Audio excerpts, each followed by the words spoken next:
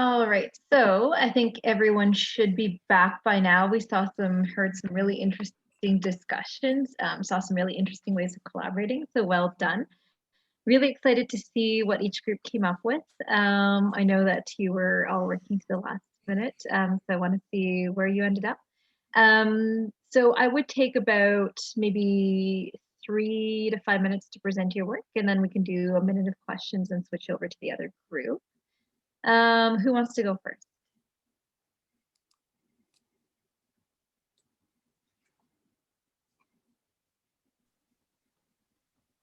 Don't all rush at once. Our group can go first, or maybe I can share my screen. I don't know if I. Perfect. I can make you a co-host. Here, I might be able to. Okay. There you go. You're now a co-host, so you can share your screen as needed. Oh darn! You know what?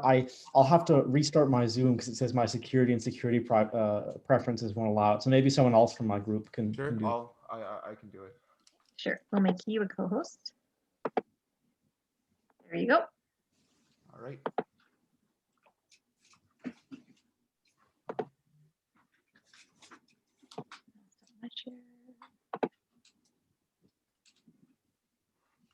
All right, can you guys see? Yes. All right. Screen. Oh, I think that's, yeah, sure. Okay.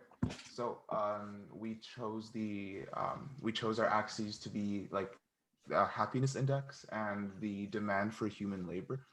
And so here we have no labor, least happy, and then here's only human labor being used and most happy on the X and Y scales. And so we have, we chose to focus on the most happy, no human labor, but here are some of our discussions on where each quadrant or of what each quadrant might look like.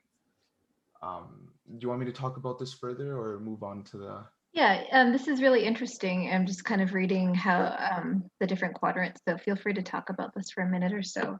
Sure. I can briefly summarize each, I think.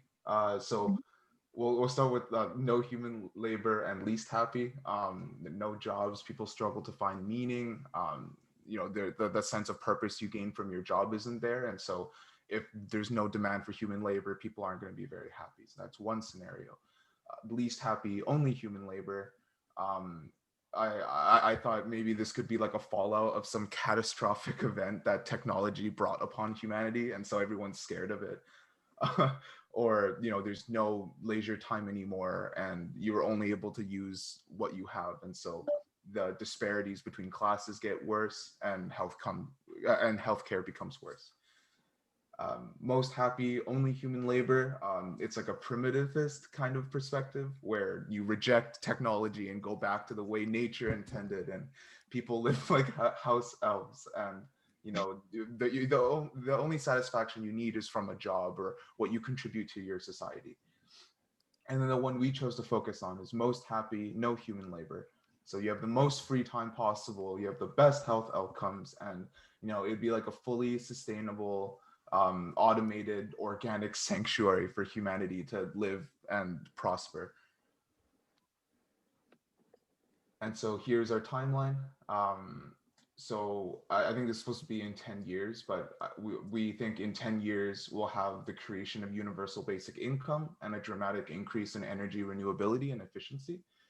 And in 20 years, health outcomes improve in absence of human labor. And so everyone lives a lot longer. And the model is embraced and people start to slowly accept that you don't have to work. And so in 50 years, a lot of stuff would be happening.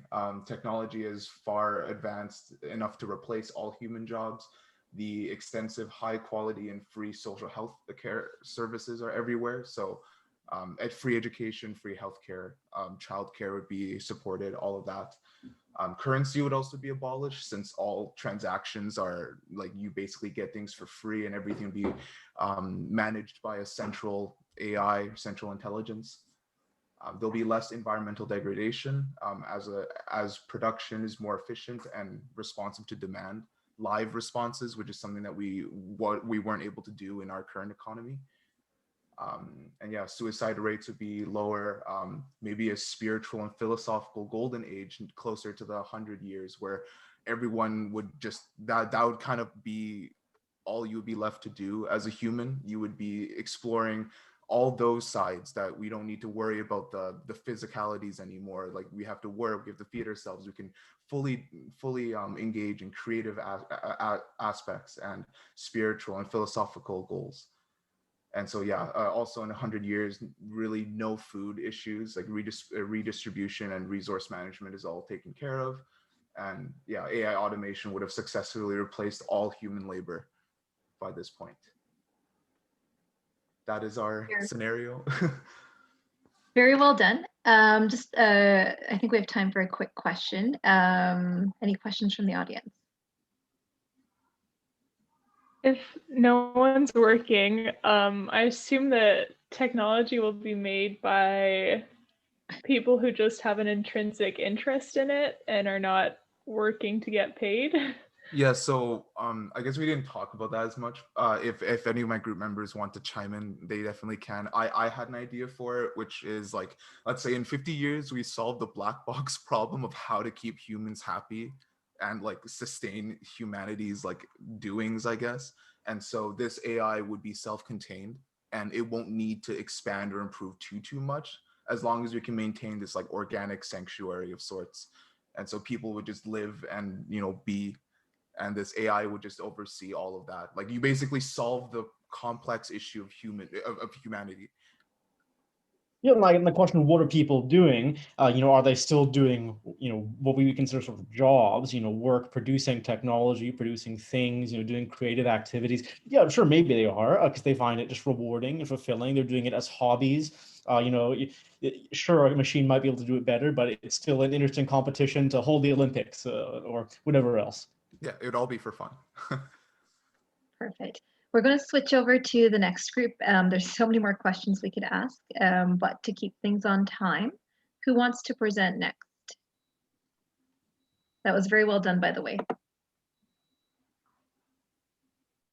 I can share my screen and I can try to present, but to my group members, if you want to chime in at any point, please do. Okie doke. So we took a bit of a more primitive approach to drawing the axis. Essentially, what we chose to do is for our y-axis to have an extreme situation where we go fully virtual. All our lives are lived virtually as opposed to interacting with the physical world. And the opposite of that is just no technology at all. We're completely in the real world.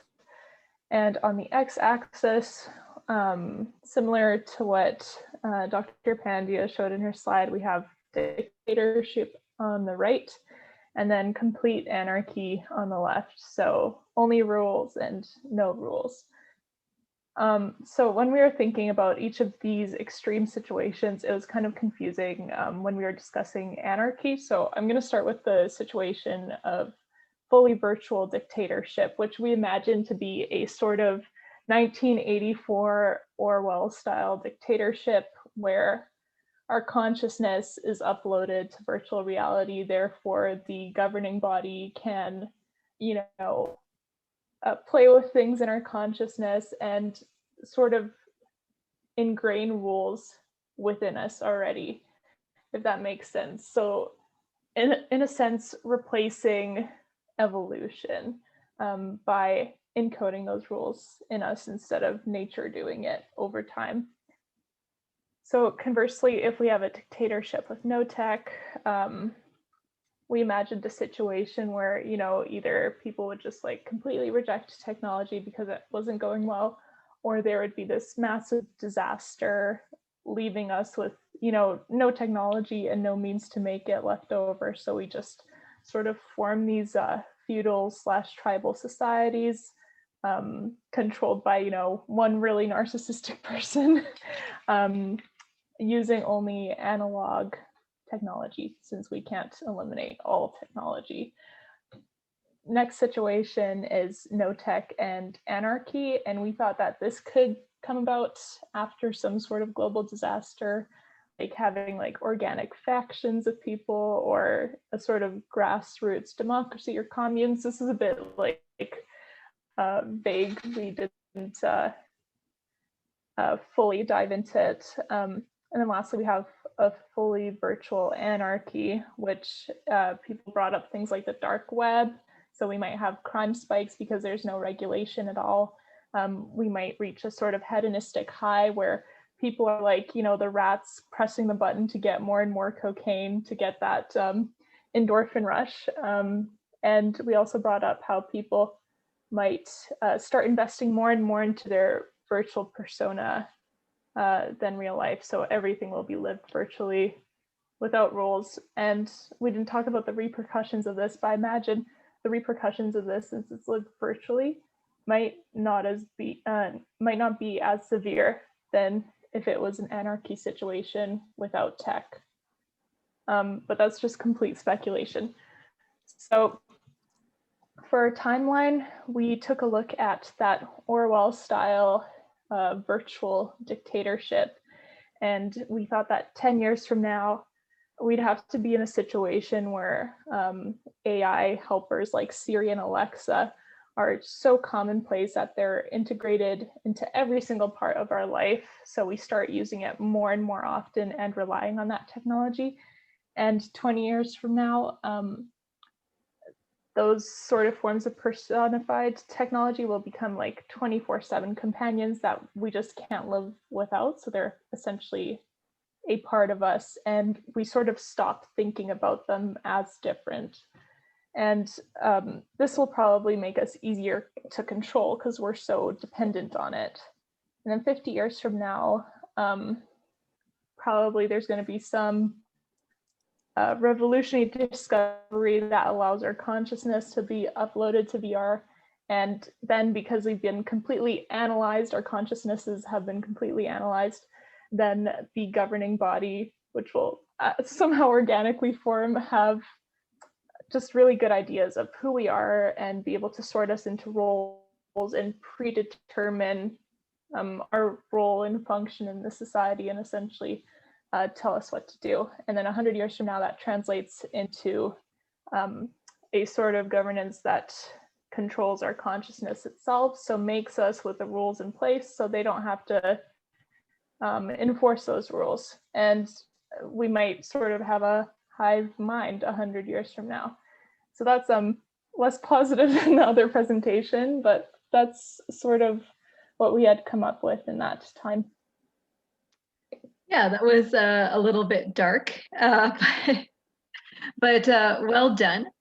So this is as it becomes clear, I think, in both groups, is that even if you, whether you model a positive outcome or a negative outcome, there's still opportunities. So for example, with the first group, my question was, even if you have this utopia where you're not forced to work, what about the banality and the meaninglessness of it all? Does that creep in? Does that become a consideration?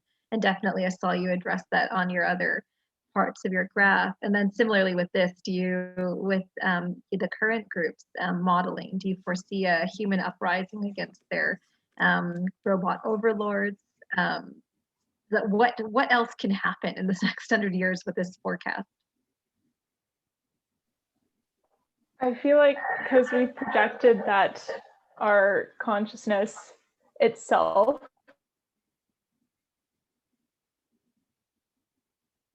You've frozen a bit, or maybe that's me.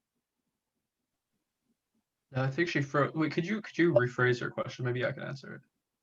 Sure. So with this, what kind of other undercurrents, and it's so hard to model 100 years into the future because you have to consider different occurrences at different time points. Did you consider maybe the what if there's a human uprising against these robot overlords to prevent a hive mind? Right, we didn't think that, but I think the way that we anticipated things would happen when we backtracked was that eventually, when you're at the point where you're on the brink of this hive mind, or even maybe 50 years before that, we thought that if this fully virtual world was a dictatorship, then there are certain things that they can control about consciousness. Because if you can upload consciousness and this dictatorship body can view it and manipulate it, then there could be they could almost program your thoughts in a specific way. So almost how like a physical rule is we can't bend our elbow backwards. That would break it, right? Almost in a way where you can only think with certain paradigms or think in specific kind of boxes, and it'd be literally impossible otherwise. So that was our idea of like getting away from an uprising. Yeah, like an illusion of freedom of sorts. You think you have all of the freedom you have, but it's actually within this frame that the governing body has set for you. You guys are going to give me nightmares tonight. Well done. I know you had a lot of limited time to do this, but you know, with all of the workshops we run for the sessions I've taught, you all have worked together in groups really well. So that's the last session I'm teaching you this semester, but I hope you've gotten a sense of the technologies that are out there, exponential thinking, how the future can change on lots of fronts, and how multifactorial it is, but how you can also distill it based on the inputs, you know, that you're with a little modeling in a very specific form. So thanks for being willing to play along. And if you have any questions, always happy to answer them by email. So thanks a lot. Enjoy the rest of your semester. Thank you. Great. Thanks. Thank you.